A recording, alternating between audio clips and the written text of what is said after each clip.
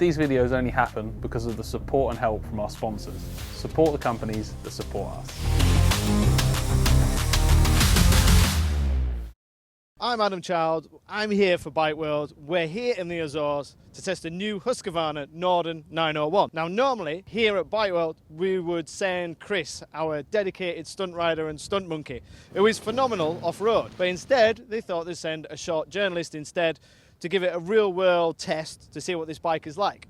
Plus, I'm not going to turn down 2 days riding around the Azores in these amazing conditions. So let's start off with the new Norden 901. The Norden is all designed to be follow the north. That's the idea of the Norden, to trust the north.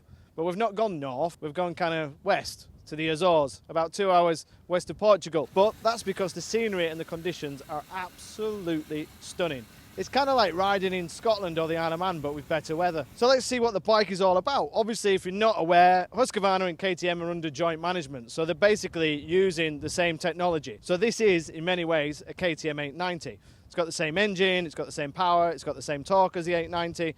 It's got the similar flop-over fuel tank, saddlebag fuel tank, but 1 litre less. A lot of the technology of this bike is directly taken from the KTM. And why not? KTM have already proven that the 890 works, and they've got a proven engine, so it seems like an obvious base. But where this sits is in between the two KTMs. So KTM have the 890 Adventure and the 890 Adventure R. The R is a dedicated off-road bike, which is not so brilliant on-road, and the Adventure is a road bike that can do off-road. And this kind of sits more in the middle with a 50-50 balance. What that means is the seat height isn't as high as the 890R, but it's not as low as the 890.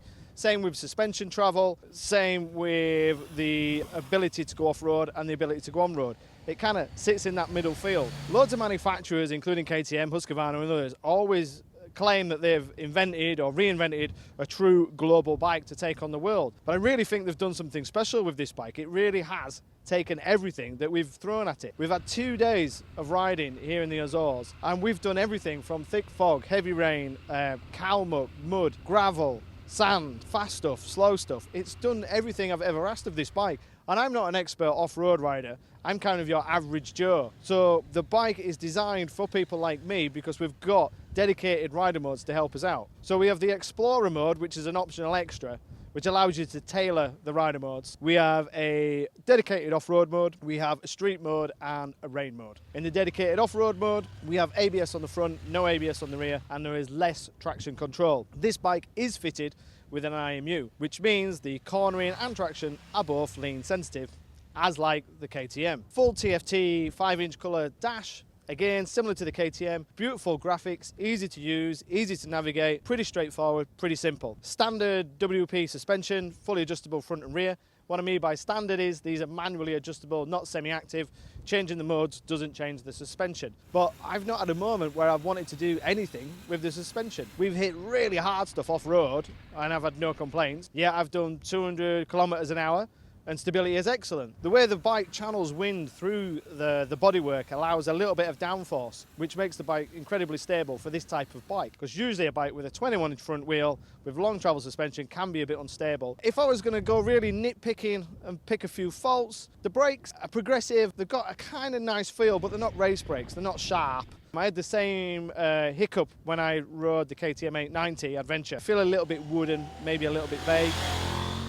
When you flick between the rider modes, sometimes it's on the rider modes it says your gear position, sometimes it says traction, and sometimes I wasn't too sure if it was highlighting if I was in the gear or if I was riding with traction. And I've put a few pictures of this bike on social media and a few people were saying it's got questionable looks. Personally, I like the look of the Husqvarna. It's unique, it's individual, it's a bit different to the KTM and it's very different to anything else on the market. But as we've mentioned, we've thrown everything at this bike and it's come back with all the correct answers. There is optional luggage available, both hard and soft. There's everything you could ever want, including heated grips, different seat position, you can move the bars. A really incredible, impressive bike. When I first arrived at the Azores and first saw the bike, I was a little bit intimidated. I'm only a short rider and I was thinking that's going to be quite a tall bike, quite heavy bike, quite intimidating off-road, but it hasn't been. I've kind of gelled with the bike and then I've used the optional Explorer mode to tailor the rider aids to how I want. The big test of this bike is going to be when we put it up against the competition. Obviously you've got the KTM 890 and the 890R and this bike sits in the middle. which makes perfect sense. But then there's other bikes that have come into this market. Obviously, we're going to have to pass this bike over to our tamed racing driver, Chris. He's going to bash this bike and do amazing stuff with it in Wales. But for an average rider who wants to take a bike truly off-road and enjoy some gravel trails and do some big miles, I mean, fuel is excellent. The comfort was really good for an adventure bike. Normally adventure bikes have got a thin, hard seat. This hasn't. It's really quite comfortable. I'd be more than happy to spend another few more days here in the Azores doing some more miles. It's a big thumbs up from here in the Azores. Now over to Chris in Wales to do something a bit crazy.